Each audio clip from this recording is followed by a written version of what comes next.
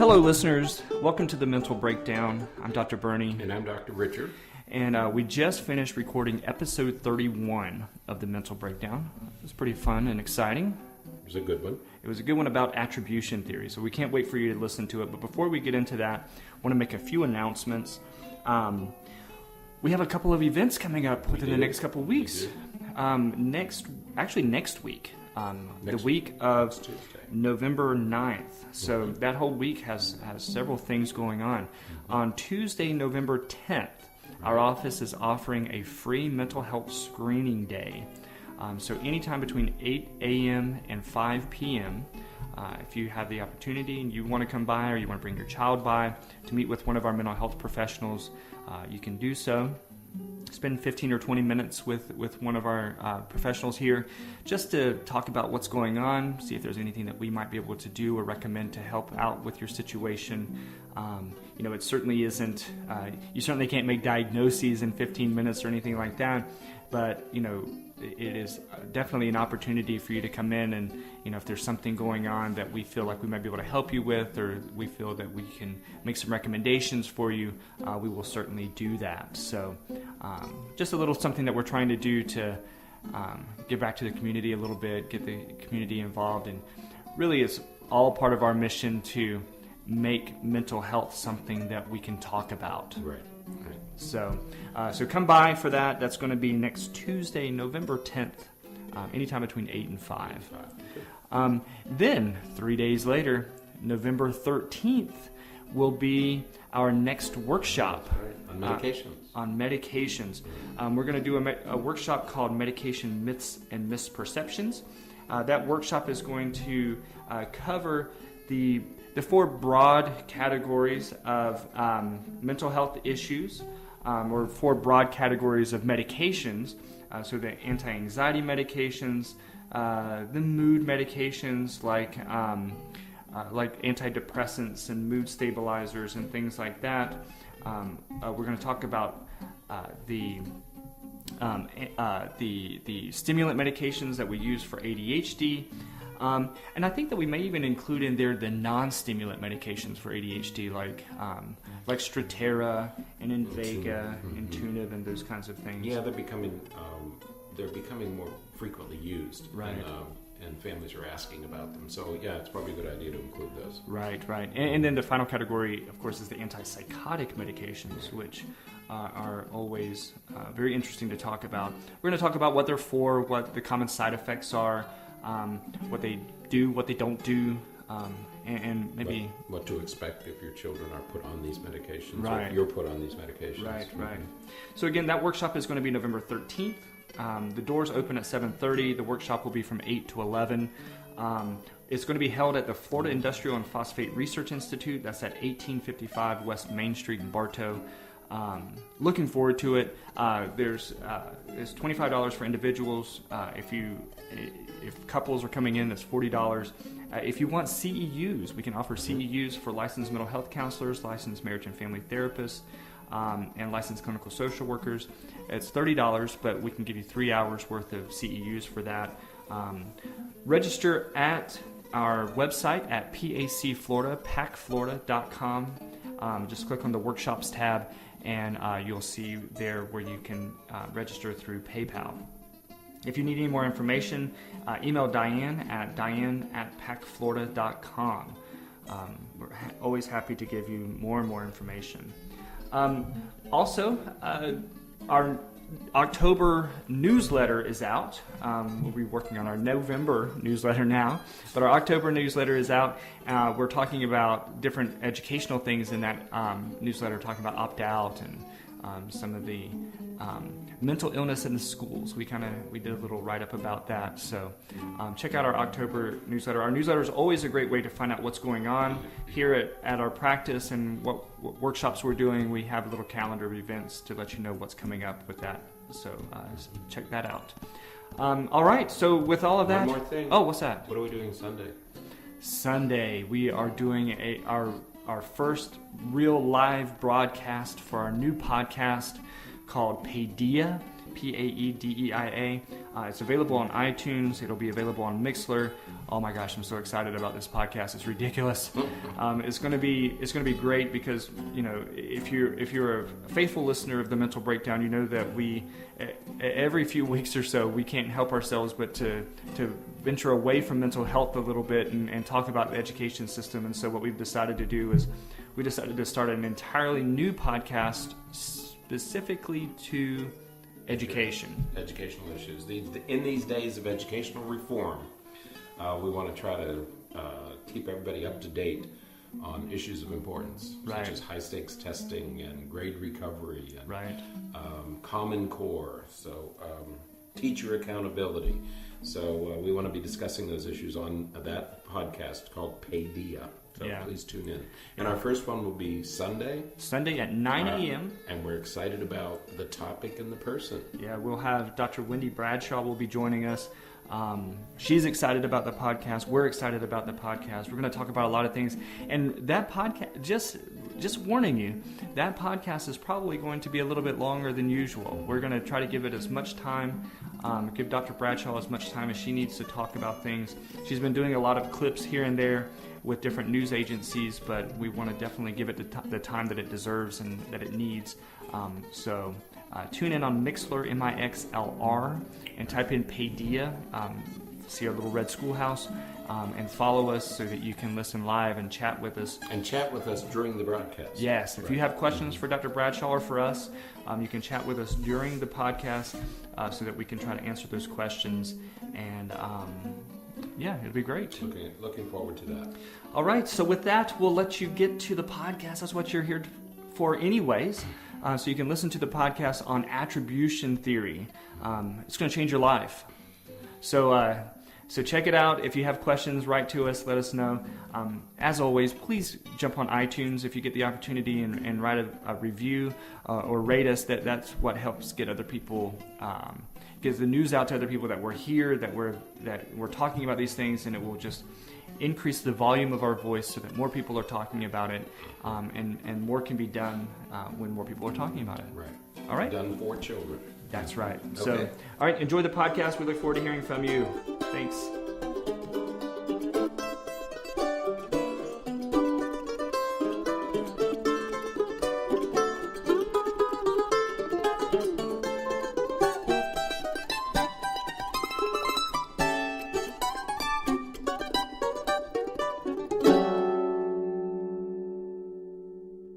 Welcome to episode 31 of the Mental Breakdown. I'm Dr. Burning. I'm Dr. Richard.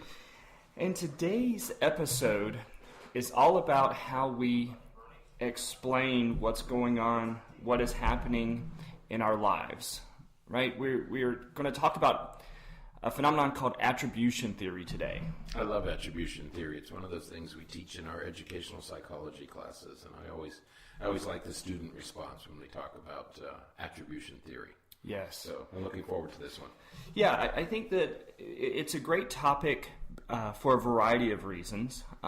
It's salient and important for parents. It's important for us individually. It's important for us when we're in relationships, in school, at work. This is one of those psychological theories that really permeates every aspect of our life. Mm-hmm. So let's talk a little bit about what attribution theory is. Okay. Whenever we think about behaviors, whenever we think about emotions and feelings and things like that, we attribute those symptoms to something, right? We attribute it to, let's take a scenario, one of those that we use in our education classes often. A student doesn't do well on a test. Right. When you talk to the student, what does the student say about why they didn't do well on the test? Right. Typically, they'll either say, well, most students don't say, well, I didn't prepare adequately.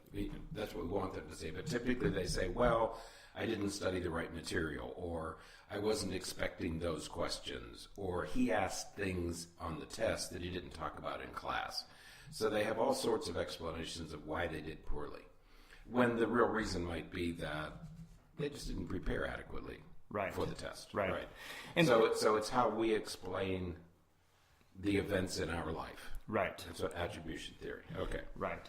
And there's a lot to be said about the way in which we explain those things. So if we explain those things by claiming that that it was somebody else's fault, if it was things outside of our control, if it was that somebody has it out for us, if the teacher hates me, right, that's why I did bad on the test, right. So if it's for some of those reasons, then certainly that is, saying that you have very little control over these issues, and somebody else has more control. That's right. Over them. That's right.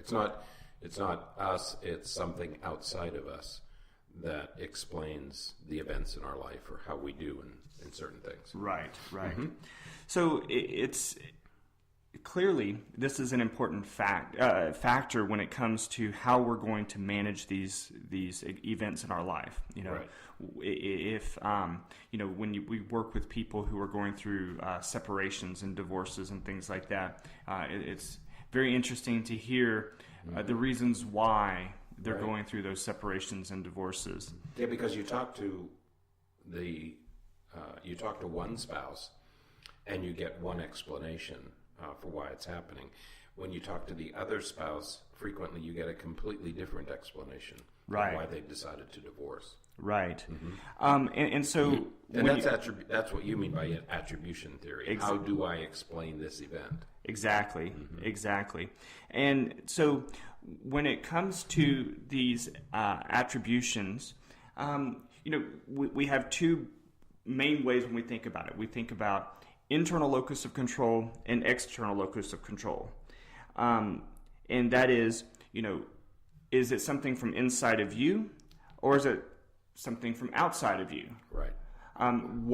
What are you doing to attribute, and what are you using as a rationale or reason for why these symptoms are happening? Mm-hmm. And the way that you look at it has a profound effect on how you respond to it. Right. If you're the type of person who believes that, or who has an intrinsic or internal locus of control, you're going to say, well, I have control over this. This is something, and using our example from a test, this is going to be a student who says, well, I didn't study well enough. Right. I should have worked harder. And clearly that person is taking some responsibility and is looking at it like, this is something that I can manage, that's something that I have control over. On the flip side, if a person has an external locus of control, what they're saying is I have very little control over this. It has nothing to do with me. My performance, my behaviors, my outcome is the result of somebody else, something that somebody else caused to happen because the teacher asked questions that weren't in the study guide. The teacher gave us a test but didn't tell us what was going to be on the test, or those kinds of external locus of control issues. And now all of a sudden the student has much less control over those situations. Right. Or at least feels that he or she has less control. Right. When what we want students to develop is an internal locus of control, but if they're attributing their failures or their lack of success to external factors, then it prevents them from taking control, which is what we want students to do: is take control and take responsibility. Right. Absolutely. So let's think about some of these things as it relates to individuals. We've all experienced depression sometimes. We've all experienced sadness and times where things in our life happen that aren't exactly what we would hope. They don't, things don't work out the way we want them to. We don't get the job we want. We don't get the promotion that we want. We don't get the salary we want. We don't get the relationship we want. All of these, there's lots of things that happen in life that result in some disappointment.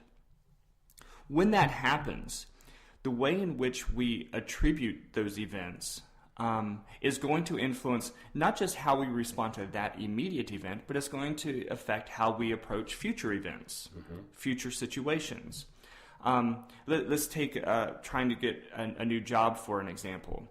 If you're trying to, if you go out and you apply for a job and you get an interview, and you go in and that interview doesn't go well, if you have an external locus of control, or you attribute not getting that job to, well, that guy was just mean, that guy, he didn't want me there anyways, it's because, I'm this, it's because I'm that, and you attribute the fact that you don't get the job to things that you have no control over, that's going to affect the way that you go into your next job interview. The next time you go in for a job interview, you're going to go in and you're going to think, well, what factors are going to be in play that I have no control over, that's going to affect whether or not I get this job. That's right. And instead of making changes in you that increase the likelihood of getting hired, you're going to be focusing on external factors over which you have no control, and you're going to attribute the second failure to external factors. Right. Rather than doing anything, making any changes to yourself. Exactly. And so after a few rounds of this, if you will, what happens is you begin to get to the point where it doesn't matter anymore. Right. There's no reason for me to apply for a job because I'm this or I'm that, and nobody's going to hire me anyways. Right. And so you take yourself out of the situation, and now all of a sudden you're chronically unemployed, right. And you're not even trying to find new work. And what's worse is you've convinced yourself that it's not your fault. It's not about you. It's about all these other external factors. Right. Right. Mm-hmm.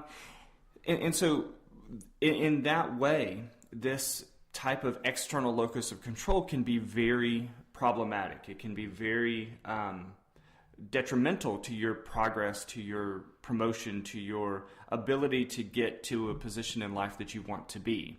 And it's almost self-sabotaging because you get to the situation where you say, well, it just doesn't matter anymore because I don't have any control over any of this, so it doesn't matter what's going to happen anyways. There's nothing I can do to change things. Right.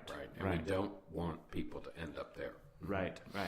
Another way that we have problematic attributions is what I call over pathologizing. Mm-hmm.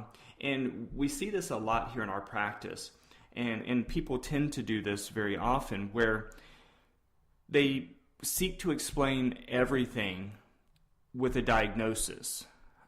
Well, my son, he makes bad decisions. Well, it's because he's ADHD. Right. I can't go to work today because of my anxiety. I can't go out and spend some time with my friends because I'm too stressed out. And what we're doing in those situations is we're attributing, again, it's sort of like an external locus of control, even though the diagnosis is within us. What we're saying is we don't really have any control over this. Right. And because of these diagnoses, I can't do something, or my son or my child can't do something that he otherwise would be able to do. Right. It makes me think of there was I think it was a Family Guy episode. I know you don't watch Family Guy. I've heard of it. A Family Guy episode where, I think it was Family Guy, where Peter Griffin was, he was told that he was an alcoholic, and it just didn't matter. And so, he sort of used that as a reason to just continue to drink and he... it wasn't Family Guy. That was my bad. It was South Park. And he was... South Park, I know. I don't watch it, but I know it. That's right, because I forgot that he ended up going into being in a wheelchair and doing all this kind of stuff. Anyways, but the parody was, we have these disease models, right, where we say, well, we can't do something. We're powerless over this because we have this disease, we have this illness, we have this condition that prohibits us from being able to do anything about it because, well, I have the disease known as fill in the blank. And right, because I have said disease, I'm incapable of this kind of behaviors or those kinds of behaviors or making these kinds of decisions. And again, it's more of that external locus of control that I don't have any control over this. That's right. And you make a good point when you say, even though we have the diagnosis, let's say depression, and that's internal, when we use it as an explanation, we're turning it into an external locus of control. Right. We're attributing events in our lives to something that is external, the depression. Right. Okay? And we got to be careful not to do that. Right. Yeah. Right. Because the more that we do that, the more we are giving control to something else. That's right. And you know, while everything in life isn't about control, when it comes to these kinds of things, we need to believe that we have some control over our actions, over our beliefs, over our feelings and behaviors and things like that. We need to have control over those things. That's right. And control over what happens in our life. You know, if we really want to take a trip to Europe, you know, that really is under your control. You can make all sorts of excuses and you can come up with all sorts of reasons why you can't do it. But if you really want to do it, right, you can find a way. Right. Mm-hmm. You know, even if it's a 10-year plan where you say I put $5 aside every week. That's right. Eventually you would be able to do it if you chose to take enough control over that situation. That's right. If it was really important enough to you, because we tend to do the things that are important to us. Right. Okay. Right. And you know, I guess it's important to mention here that we're not saying that this is always easy. Right. And, you know, especially when you're struggling with things like depression and anxiety that, you know, they are chemically based. These are chemically based situations and disorders and conditions that affect your ability, your energy, your drive, your motivation. It affects those things. That's right. I'm gonna pause here and make a point because I want to underline and repeat the point that you just made. Frequently, we do have people come in and they really do have clinical depression. And yet they have friends and family members saying, oh, you just have to snap out of it. You know, you just have to go do it. Well, unless you've been clinically depressed, you really don't appreciate how truly difficult it is to get up and just do it, to get up and get going. So we want to emphasize that we do realize how extraordinarily difficult it is for a person with a mental illness, with a diagnosis, just to get up and do things. Right. But that's why we're talking about this topic, because for the person struggling with the disorder, and especially for their caregivers, this is really an important issue that we want to emphasize. We want to say, we know it's difficult, but here are some things you can do. Right. Mm-hmm. Right. And you know, a lot of people who experience depressive symptoms aren't clinically depressed. Exactly. You know, you're experiencing some depressive symptoms, and these are things that you can go about to do to help take control back over some of those symptoms and feelings and actions and things. So absolutely, you know, it's much more difficult when your neurotransmitters and your chemicals are out of whack. That's right. And you don't have the motivation and drive.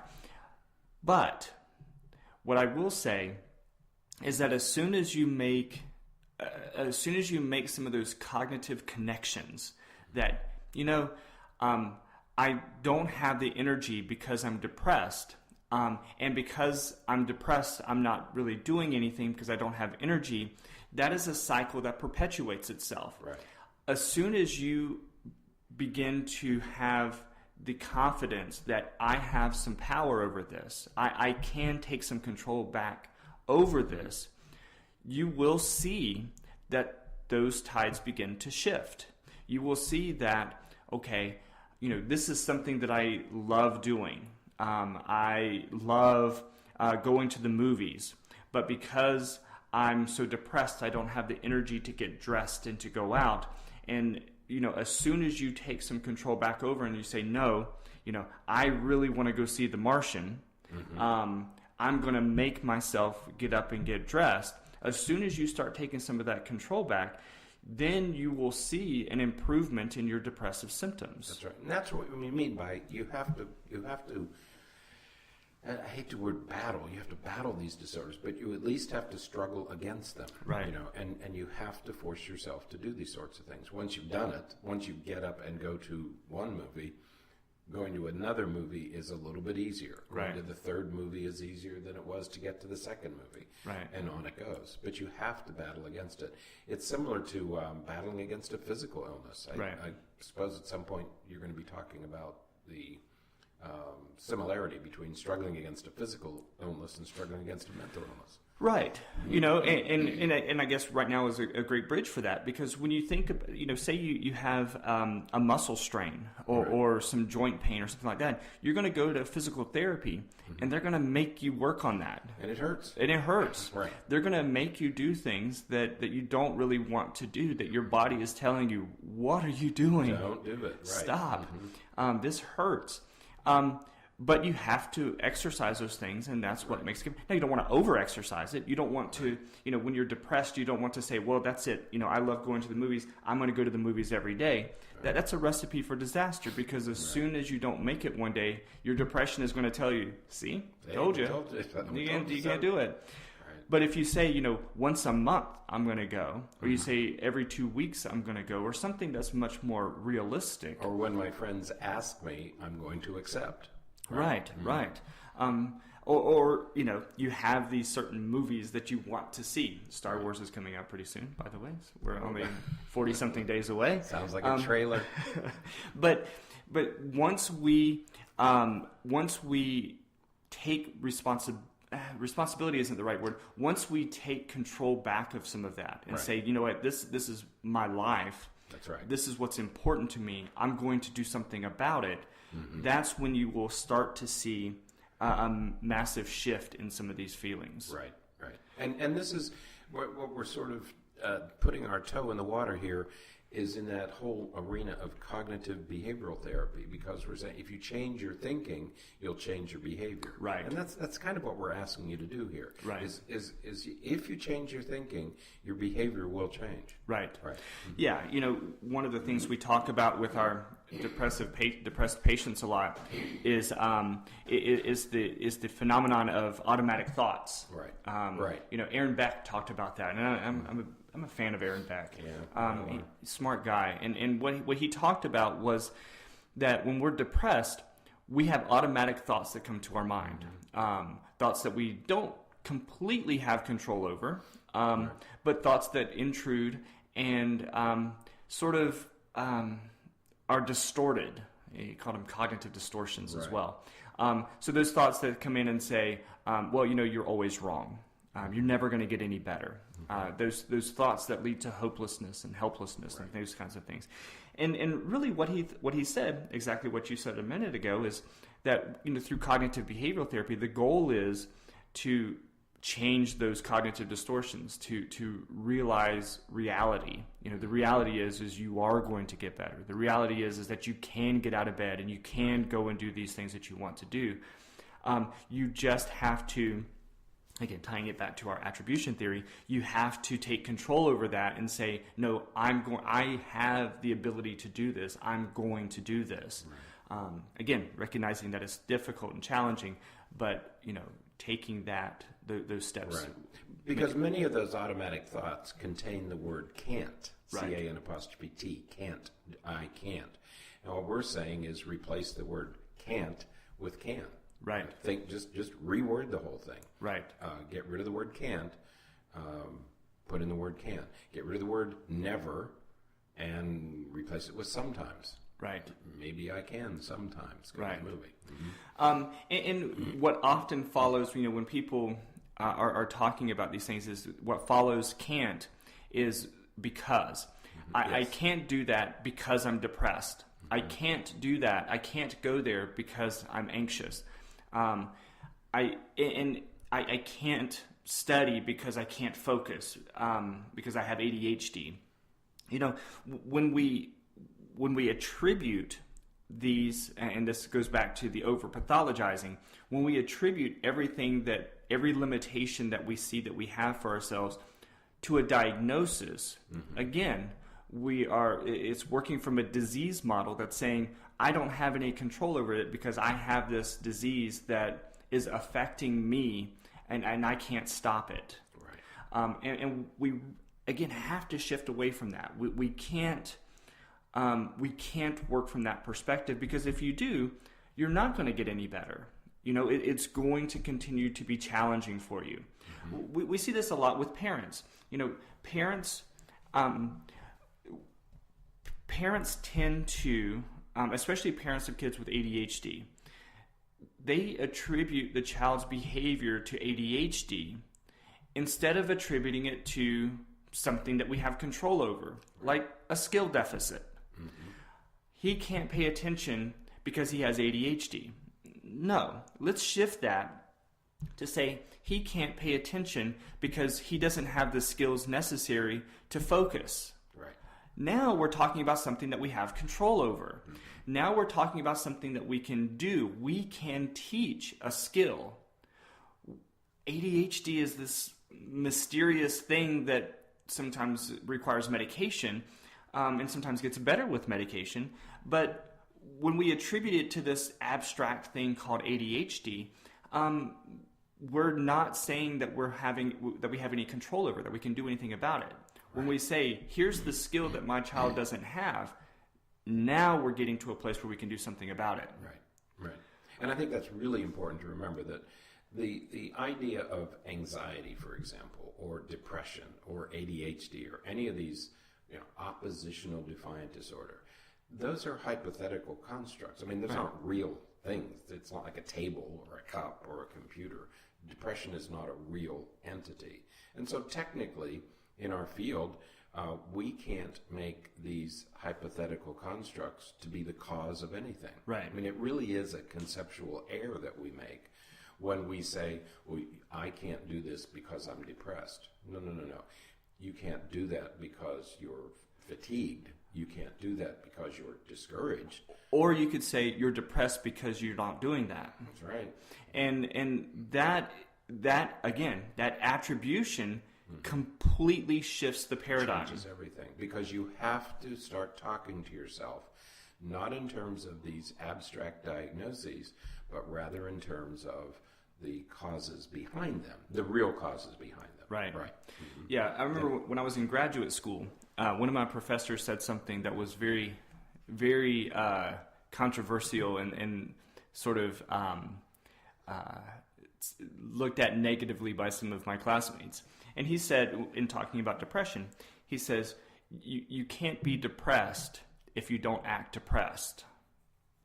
And what he was saying is, even if you feel fatigued, if you get out and go for a walk, even if you feel like you don't want to, if you go out and do things, what is very quickly going to happen is you're not going to really be that depressed anymore.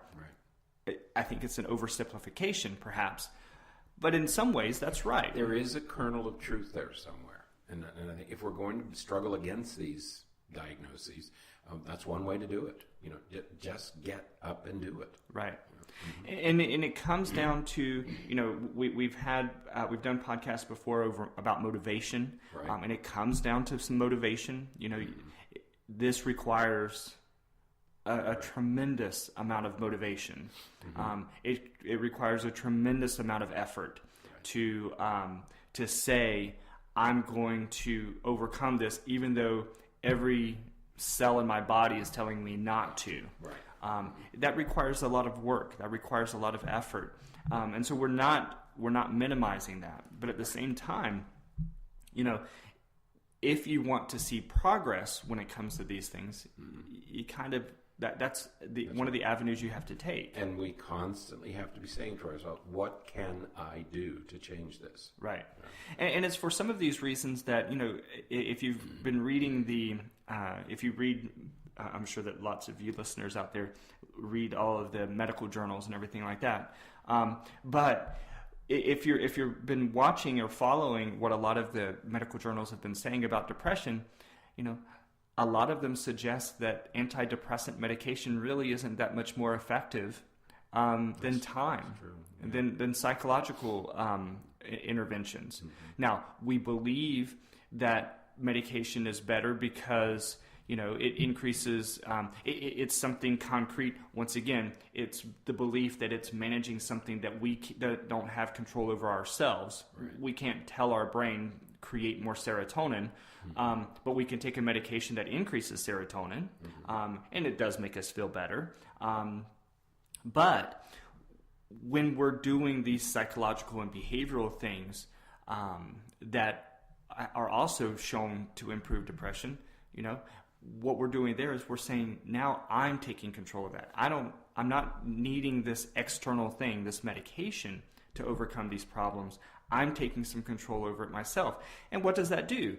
That leads to the person being much more capable of handling the next episode of depression that comes and hits them. And with those diagnoses like depression, ADHD, anxiety, the best practices are always, and have been for decades, a combination of medication and non-medical interventions. Right. So it does matter, right, what you do. So even with medication, you still have to do these other things that we're talking about. Right.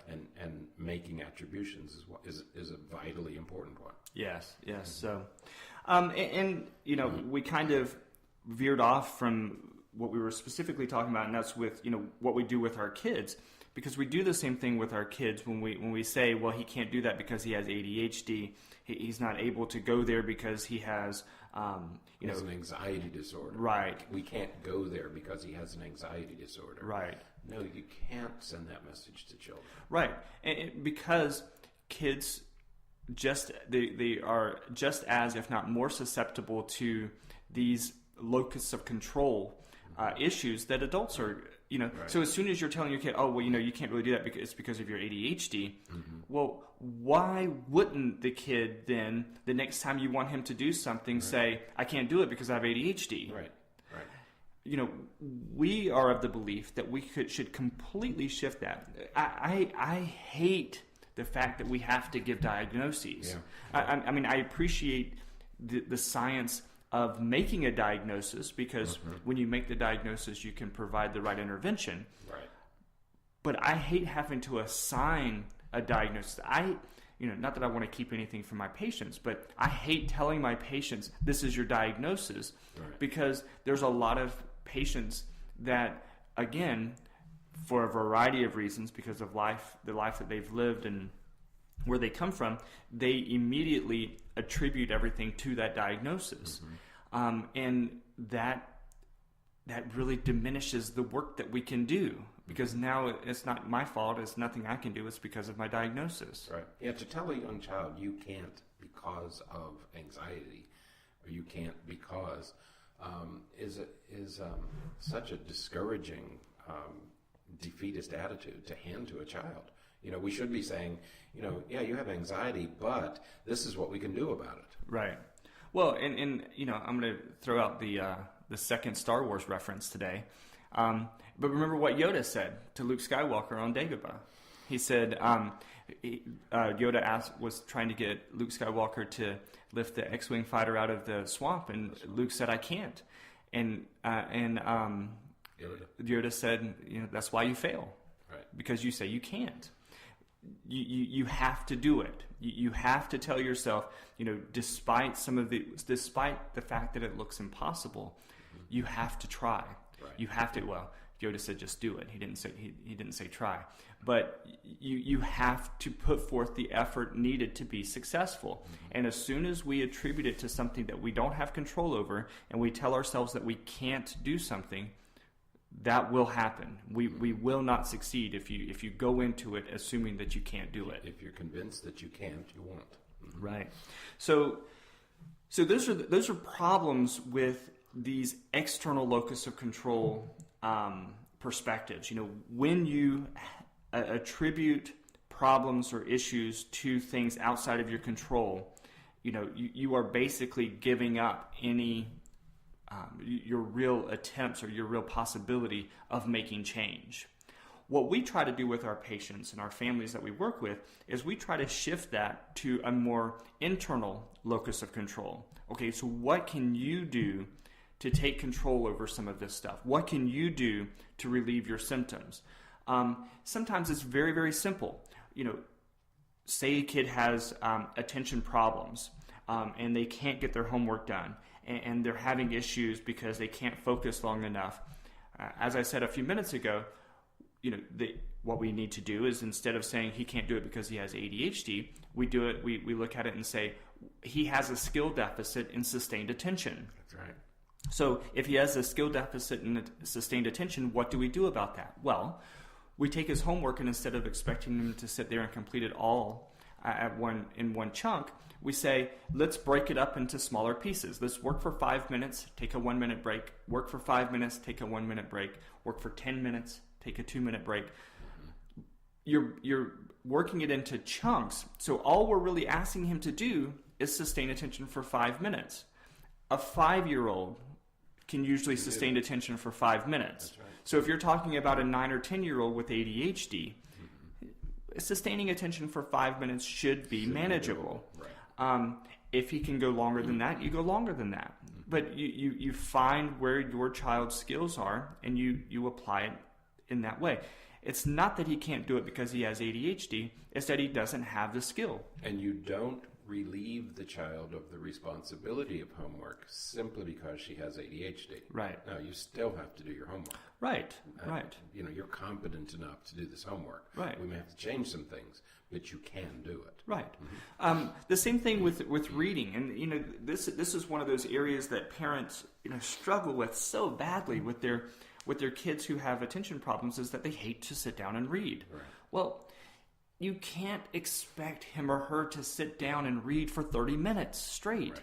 That's silly. He can't sit down and eat dinner for 15 minutes. But all you're doing is saying he can't read for 30 minutes. Right. You're not saying he can't. You're saying he can't read for 30 minutes. Right. That has a solution built into it. Exactly. Right. Okay, so we read for 5 minutes.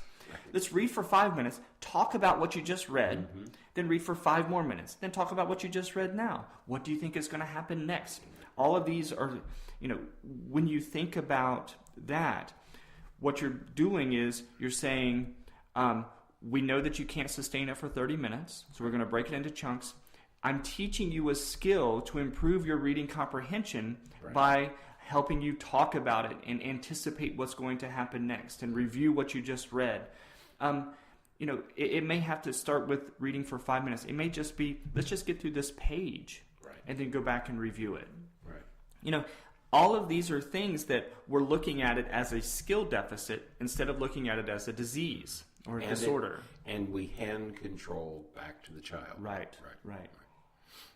So with everything that we've talked about, whether it's our own depression, anxiety, our child's ADHD, our own ADHD, whatever the situation, when we look at it from a skill deficit perspective, something that I have control over, something that I can do to improve my situation, now we can do something about it. Right. I think that the patients that I work with that are the most challenging from the perspective of seeing some improvement are those who have that external locus of control and say, well, I can't because of this or I can't because of that. You have to be able to provide very direct skill building opportunities for yourself or for your child. Even if they're just small things, even if it's just, go to the movies this weekend, buy your ticket, go to the movie, get out of the house.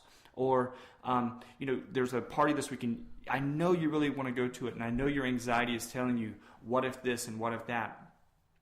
Go to the party. Even if it's just for 10 or 15 minutes. Go to the party.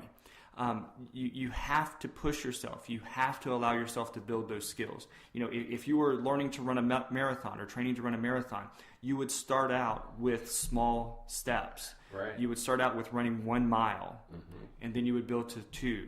Then you could jump to 4, and you would keep going from there. But you have to start with these baby steps. Yeah, what you don't do is take a month off, right? And say, okay, I've got a good idea here. I'm not going to do anything. Right. And then you get up for the morning of the marathon, and you're like, I can't do this. Well, of course you can't do that because you haven't been preparing yourself for it. Right. When your child is, we're gonna have a great conversation this weekend about on our other podcast about testing and everything. But we have testing. The kids have testing that come up at the end of the year. Well, let's not just make it this big mysterious thing that we have no control over, that's going to happen to us. Mm-hmm. Let's say, okay, what control do I have over this? Well, I can do this to prepare for it. I can do that to prepare for it. I can explore these opportunities to figure out which tests I have to take and which tests I can opt out of. We're taking steps to take some control back. And when, I think the worst mental health conditions are the ones where we feel like we have no control. Mm-hmm. And so we have to take some control back and make us improve ourselves. And the last thing that we wanted to sort of wrap up with this about is this is critical for our children. Right. Paul Tough, he wrote a book. What was it? How Children Succeed. How Children Succeed. The part that I remember about it is grit. Grit. He talks about grit, and we talked before about resiliency, and that's what he's talking about. We have to provide our children ways to overcome these issues.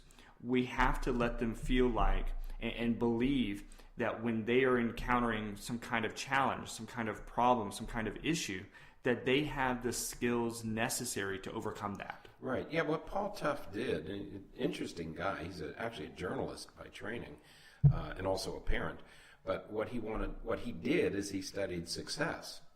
Right. And said, okay, well, what do successful people, what qualities does a successful person possess? And one of the things that he decided was one of the qualities was character. And he said character is made up of things like perseverance.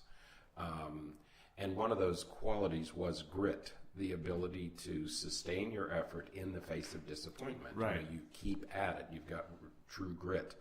And so in his book, How Children Succeed, which I would recommend if you're raising a child of any age, we have to start building character in our children. And one of those things is locus of control. Right. Who has control? You have control and you have responsibility. That's part of character. Right. And I think he's got a great message, and I think he's absolutely correct that we have to start teaching character and character development in our children. Absolutely. My son, I've talked about him before, he plays soccer, and I'm so proud of how the kind of work that he's doing this year.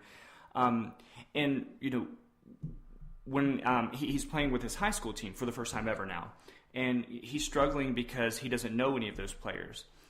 And what I'm working with him, because this is a new situation for him, is I'm trying to help him understand that the skills that you learned in this other setting, right, they still apply here. Mm-hmm. And giving him the ability to say, this is what I have control over. I have control over, he's goalie. So, we teach him, this is your box. Mm-hmm. This is your house. Mm-hmm. And so you have control over this. You can't, when you deliver the ball, you can't help what the outfield players do. Right. But this is what you have control over. And as soon as he was able to appreciate that, this is what I have control over, this is what I don't have control over, his game completely changed. Because now he's not so in his head about what if this happens or what if that happens. He knows this is what I have control over and this is what I don't have control over.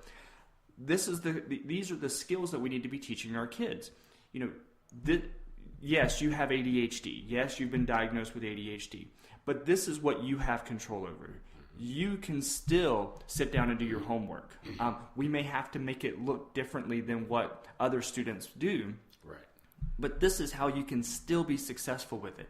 That's why I try to tell all of my patients, whether they come in with ADHD or they come in with depression, I have worked, and I know you have too, I have worked with people who are depressed, people with ADHD, people with anxiety disorders, who become attorneys, who become physicians, who become businessmen, whatever they want to be.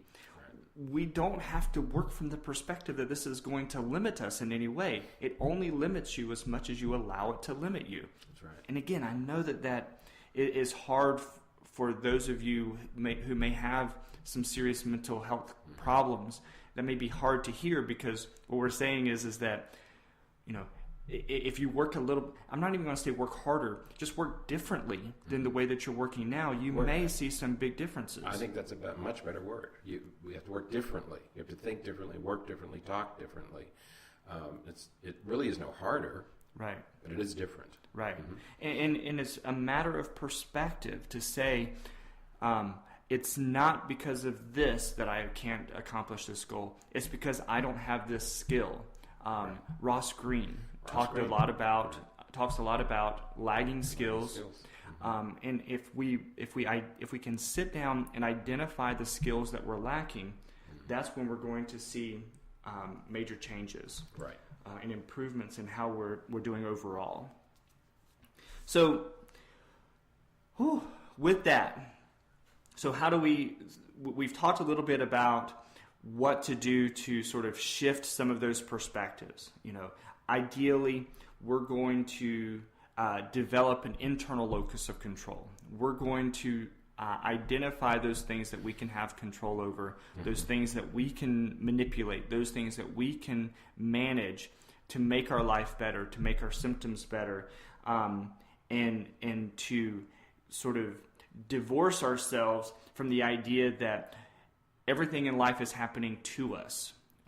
It is a symbiotic relationship between ourselves and the world around us. And sure, absolutely there are things that happen around us that impact us and that we don't have control over. But if we identify and we can take those things that we do have control over, and we take charge of those things, and we make those things and line them up in a way that leads to the success that we want, that's when we're going to find more happiness. That's when we're going to find more life satisfaction. And that's where we're going to find more success in whatever way we choose to define success. Right.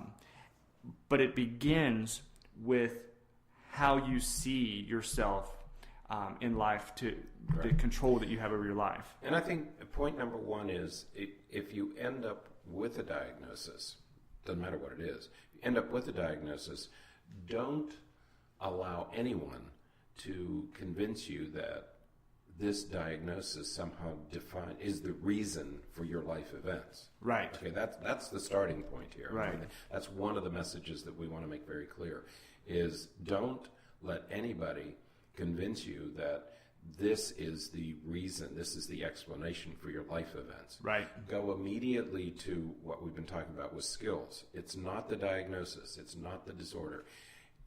You define yourself in terms of skills because we do have control over skill development. Right. Okay.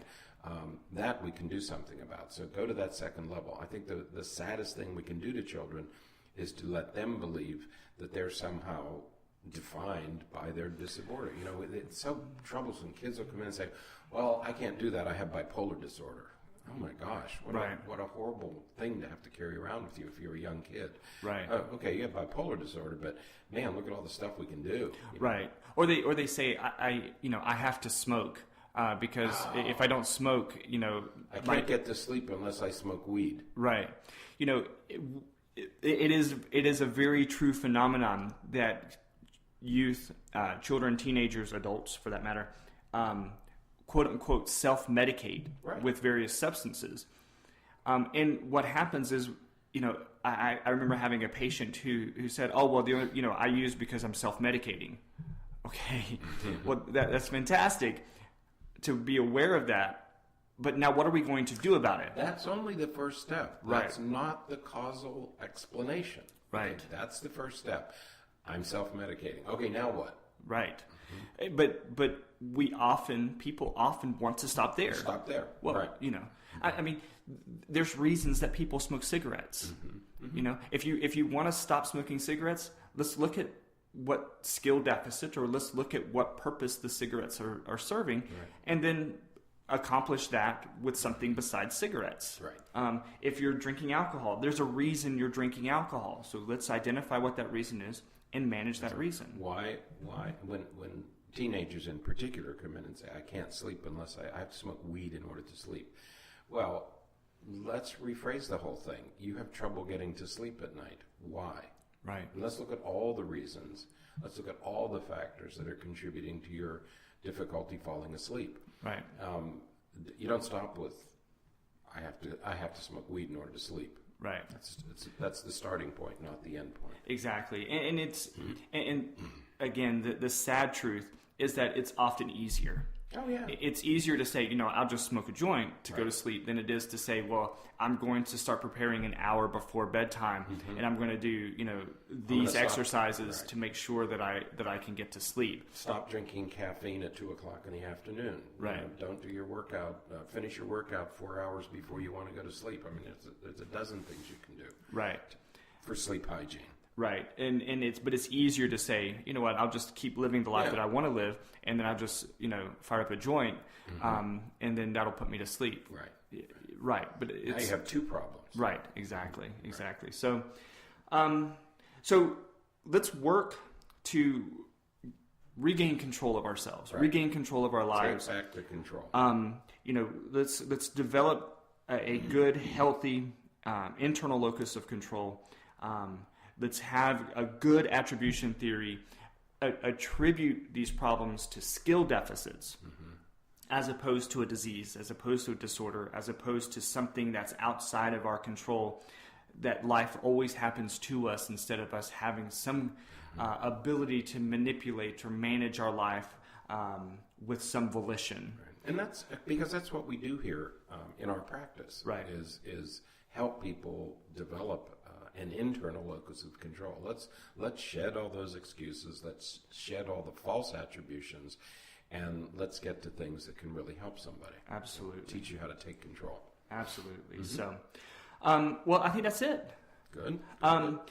So with our work day. Yes. So we'll hopefully this was helpful to you guys. We would love to hear from you. If you have the opportunity to jump onto iTunes and write a comment or give us a rating, just so other people can hear about the podcast and hopefully tune in. We're on Mixlr, and actually we had our biggest turnout today. We had 15 listeners today, so that's fantastic. Dr. Steve wrote into us and on the chat board there, so we really appreciate that. It sounds like the concrete solutions seem to be very helpful for Dr. Sure. Steve, and so thank you for writing in. But we'd love for everybody else to write in too. Get involved. We believe that the power of this comes from involvement, comes from us talking about these things and having everybody's voices heard. And so we encourage you to, that's why we're on Mixlr, is so that other people can listen and other people can chat in while we're talking about this, so that if something comes up or if you have a question, you can participate. We certainly want to thank our friends at The Ledger. We write a weekly column. It's in the Sunday edition in the Friends and Family, section. They renamed some of their sections recently. It's on the front page. My mother looks forward to that. She reads it every Sunday. And bless her heart. They have my picture on it, which is an old picture, and it's a very close up picture of it. But Dr. Richard and I, we work on it together, and hopefully it's helpful for folks. We try to touch on an important topic every week. We kind of changed up our intro and outro. We're trying some different things. So the music that you're hearing, even the music on the old intro and outro, was by our very own Mike Marshall. He's a local Lakeland boy who made good. Yeah, he's doing well. He went from Lakeland to California to Germany. He's all over the place. He's a world famous mandolinist, but he's started many of his own bands and everything. So we thank him for providing us with music for our podcast. You can follow us on Facebook and Twitter and YouTube. We have some YouTube videos up from some of the workshops that we've done. So check those out and just get involved. And don't forget Tuesday. Yes. Tuesday is our free mental health screening day. So we're going to offer people the opportunity to come in on Tuesday anytime between 8 and 5 and get to sit down with some of our mental health professionals here and talk about things, see if there's anything that we can do to help out, and see about getting some things set up for anybody who may need it. So you can see the flyer for that on our website and on our Facebook pages. So if you want to share that with anybody, that would be great. And there's a second site up now, Paideia. Yes. So yeah. Don't forget that. So the mental breakdown.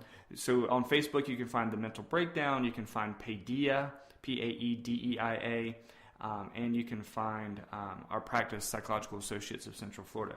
The last big announcement, Richard. How exciting is it? It's about Star Wars, isn't it? No, well, we could talk about Star Wars, but no, the exciting thing is Sunday, this Sunday at 9 o'clock in the morning. So that's Sunday, the 8th, right? 6, 7, 8, yes. We are going to be doing the first broadcast of our new podcast called Paideia, or the Paideia Education Podcast, and we're going to have Dr. Wendy Bradshaw on. That's going to be a long recording, I think. We're gonna talk for a long time. Well, let's give it the time that it deserves. That's what it's the an goal is. important topic, an important person, and we want to give it the time that it deserves. Yeah, the new podcast is going to be all about education, all about opt-out. We're going to talk about opt-out. We're going to talk about testing. We're going to talk about the way education system was, is, and should be. So we're going to be talking all about education there.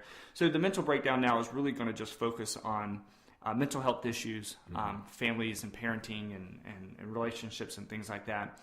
We're going to shift over to Paideia for all things education.